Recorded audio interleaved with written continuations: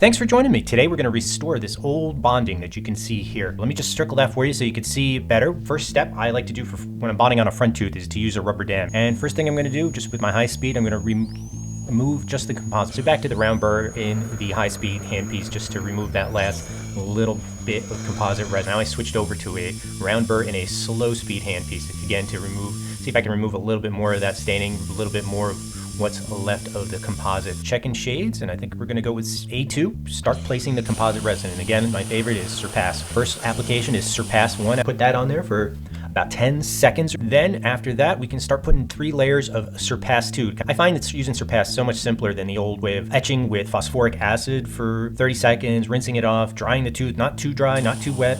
This makes it so much easier. Finally, the bonding agent, which is Surpass 3, and zap it with my Velo gland, curing light for 10 seconds. Now, once that's set up, now we're ready to start restoring the tooth. First, I'm going to use a little bit of A2 shade flowable. I'm going to put that in there, and I basically just want to cover a thin layer just to kind of mask that staining that was there so you don't have that shining through. Zap that for 10 seconds with my Velo gland, and then we're going to be ready to start putting the final composite shade. I'm using Omnichroma. Omnichroma is kind of a translucent composite. They call it a universal composite.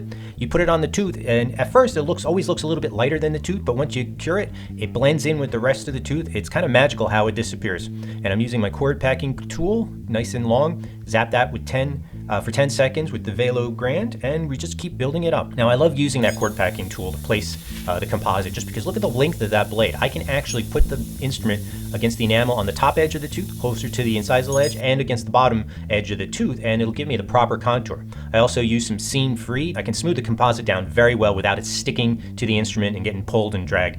I've tried other techniques over the years, dipping it in the bonding agent, using an alcohol wipe in between, but I find the seam free makes my life so much easier placing the composite. When I'm placing this, I want to do as much shaping and smoothing. I want it to be finished basically when I'm all done. And this is easy with that long bladed instrument. I can just use the rest of the tooth to guide me. Now I'm just checking, make sure it's not over contoured on the front, and I'll blast again with the Velo gland for 10 seconds to set up the material. Now, once this is all set up, there should be minimal flash. There should be nice and smooth. I'm not going to have to touch it with the high-speed handpiece. And there you can see it. And it's just magical how that composite just kind of blends in, disappears. We're all done. Let me put a side-by-side up so you can see the difference. Wow, it just blends in. It's amazing how great that Omnichroma looks.